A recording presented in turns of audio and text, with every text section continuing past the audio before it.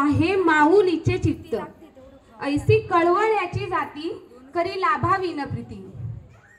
साधू संतांच्या देवदेवतांच्या पदस्पर्शाने पावन पुण्यित झालेल्या या भूमीमध्ये छत्रपती शिवाजी महाराजांच्या संस्काराने विचाराने निर्माण झालेल्या या स्वराज्यामध्ये आज मुंबईमध्ये पनवेल ह्या ठिकाणी करंजाड्यामध्ये आज अश्विनी सूरज काचळे म्हणजे आमच्या ननंद यांचं बेबी शॉवरचा कार्यक्रम आहे.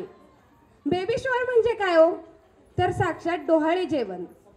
डोहाळे म्हटलं तर आठवतं नक्की बोलायचं काय याला, याच्या शास्त्रीय शुद्ध व्याख्या, याची डेफिनेशन काय आहे ही तर आपल्याला समजलीच पाहिजे.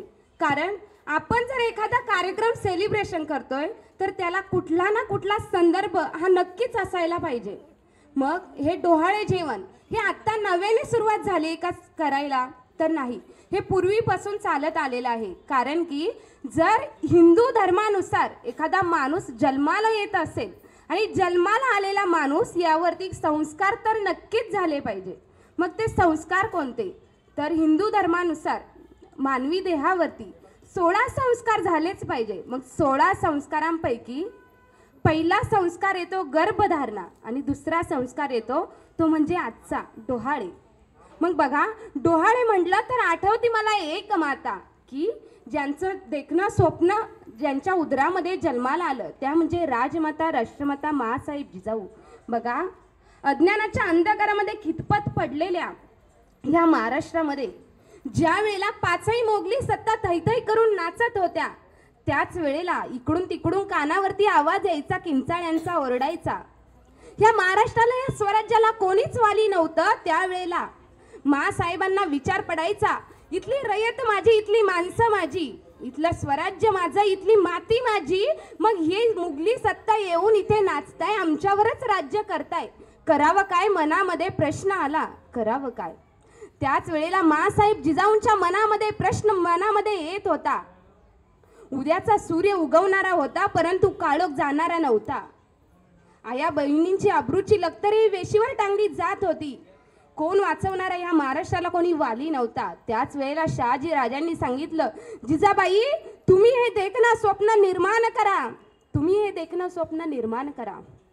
त्याच वेळेला जिजाबाई कामाला लागल्या.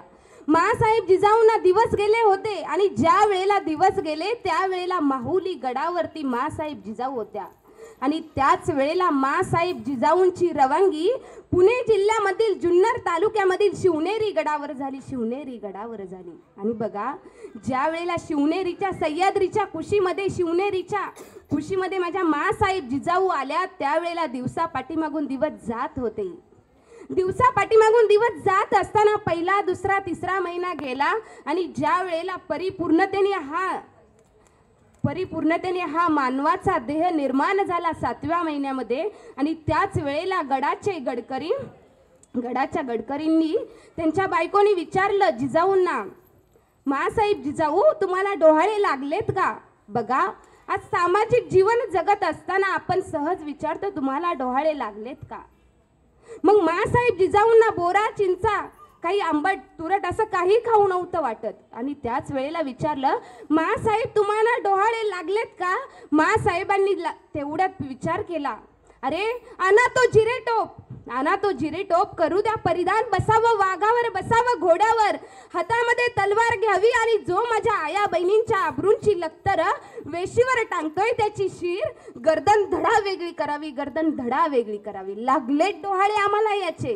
बघा, आणि हे डोहाळे लागलेचे असताना ज्या वेळेला तो मूल ते बाळ पोटामध्ये वाढत असतं आणि ज्या वेळेला त्या आईला डोहाळे लागतात ना, अगदी त्याचप्रमाणे ते बाळ सुद्धा घडत असतं. आणि मग बघा, या अज्ञानाच्या अंधकारामध्ये खितपत पडलेल्या दिनांना उद्याचा उगवता सूर्य पाहिजे होता. आणि त्याच वेळेला एक उडाली ठिणगी लाख पेटल्या मशाली, एक उडाली ठिणगी लाख पेटल्या मशाली, स्वराज्याची नवी पहाट ही झाली, स्वराज्याची नवी पहाट ही झाली.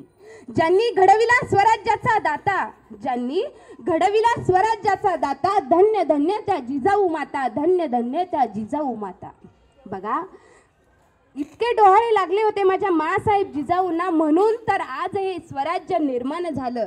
आणि डोहाळे म्हणलं तर मानवी जीवावरती 16 संस्कारांपैकी दुसरा संस्कार येतो. असे संस्कार म्हणजेच आज आपल्या अश्विनी ताईंचा हा दुसरा संस्कार आहे.